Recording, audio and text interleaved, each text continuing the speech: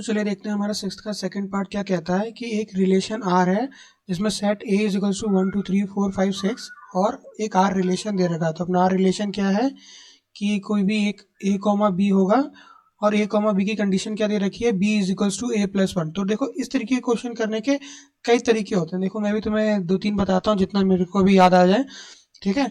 तो first method तो ये कि आप एग्जांपल देके मतलब इस क्वेश्चन को सॉल्व कर सकते हैं, ठीक है। तो एग्जांपल देके फॉर एग्जांपल अगर आपको पता करना है कि ये रिफ्लेक्सिव है कि नहीं, तो रिफ्लेक्सिव अगर ए सेट पे इसको रिफ्लेक्सिव होना है तो एटलीस्ट 1,1 तो उसमें आना चाहिए, ठीक है ना।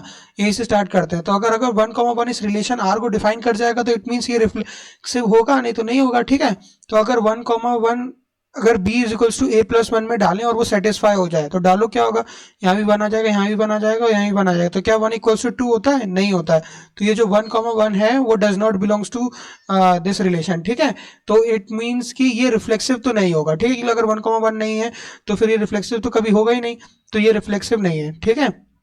और अगर सिमेट्रिक की बात करें तो सिमेट्रिक देखो इस रिलेशन में देखो 1,2 पुट करोगे तो 1,2 पुट करोगे तो हाँ 1,2 रिलेशन को डिफाइन कर रहा है। तो अगर 1,2 बिलोंग्स टू आर है तो 2,1 को भी रिलेशन में रिलेशन को बिलोंग करना चाहिए, ठीक है। तो लेकिन अगर आप 2,1 को पुट करोगे तो क्या हो जाएगा, 1 इक्वल्स टू 2 प्लस 1 हो जाएगा। तो 1 कभी क्या 3 के इक्वल होता है? नहीं होता है। तो it means 2,1 also does not belongs to R, ठीक है। तो ये भाई साहब सिमेट्रिक भी नहीं है, ठीक है। अब बात करें ट्रांजिटिव की, तो ट्रांजिटिव में कोई ऐसे दो एग्जांपल ले लो जो इसमें बिलोंग करते हो। जैसे फॉर एग्जांपल एक 1,2 लिया था और अब एक 2 से जो स्टार्ट हो रहा है 2,3 हो जाएगा, ठीक है। तो ये दोनों जो हैं वो आर को बिलोंग करते हैं, ठीक है। लेकिन अगर ये दोनों आर को बिलोंग करते हैं और इनको ट्रांजिटिव होना है तो इट मीन्स 1,3 को भी आर को बिलोंग करना पड़ेगा। तो सेटिस्फाई करा के देख लेते हैं। तो 3 इज इक्वल्स टू क्या हो जाएगा, 1 प्लस 1 हो जाएगा। तो क्या 3 इज इक्वल्स टू 2 कभी हो सकता है? नहीं, नहीं हो सकता। तो it means 1,3 also does not belong to R, तो इट मीन्स ये ट्रांजिटिव भी नहीं होगा। तो ये हो गया कि सिर्फ अपन जब एग्जाम्पल दे दे कर सकते हैं, ठीक है।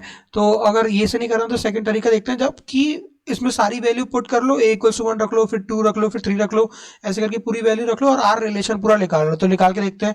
फॉर एग्जांपल अगर हम ए इक्वल्स टू 1 रखेंगे, हाँ, तो अगर हम ए इक्वल्स टू 1 रखते हैं इस रिलेशन में b is equals to A plus one में, तो अगर हम a की जगह पे अगर 1 रखेंगे तो अपना b क्या आ जाएगा, 2 आ जाएगा। मतलब एक एक बढ़ाते जाना है, सिंपली बताऊं तो अगर 2 रखेंगे तो क्या आ जाएगा 3, और अगर 3 रखेंगे तो क्या आ जाएगा 4, वैसे सिमिलरली 4 रखेंगे तो क्या आ जाएगा 5, 5 रखेंगे तो क्या आ जाएगा 6, और अब 6 रखेंगे तो क्या आ जाएगा 7। आएगा 7? नहीं, नहीं आएगा। क्यों? क्योंकि इस ए सेट में देखो लास्ट एलिमेंट सिर्फ 6 तक है, तो हम 7 नहीं रख सकते इस आर रिलेशन में, ठीक है। 7 नहीं आएगा, तो सिर्फ इतने आएंगे। तो इसमें देखो ये क्या, ये रिफ्लेक्सिव है? नहीं, रिफ्लेक्सिव तो सबको दिख गया होगा नहीं। सिमेट्रिक है? देखो 1,2 का 2,1 नहीं है। और ट्रांजिटिव, ट्रांजिट जैसे कि ये 2 से इसका एंड है, इसका फ्रंट है, तो 1,3 क्या प्रेजेंट है? नहीं है। तो ये ट्रांजिटिव भी नहीं है। और अगर तीसरा मेथड जानना चाहते हैं तो तीसरा मेथड थोड़ा सा लॉजिकल मेथड है कि मतलब सिर्फ इक्वेशन से कैसे करेंगे सॉल्व। तो अपना इक्वेशन क्या है कि जैसे कि अपना रिलेशन दे रखा है b is equals to A plus one, और अगर a कॉमा ए को इसमें बिलोंग कर रहा है तो a कॉमा ए को सेटिस्फाई करना होगा। तो a is equals to A plus one कभी हो सकता है क्या? तो a equals to A plus one, like ये कट जाएगा तो 1 इक्वल्स टू 0 कभी नहीं हो सकता, ठीक है। तो it means a comma A does not belongs to R, ये हो गया।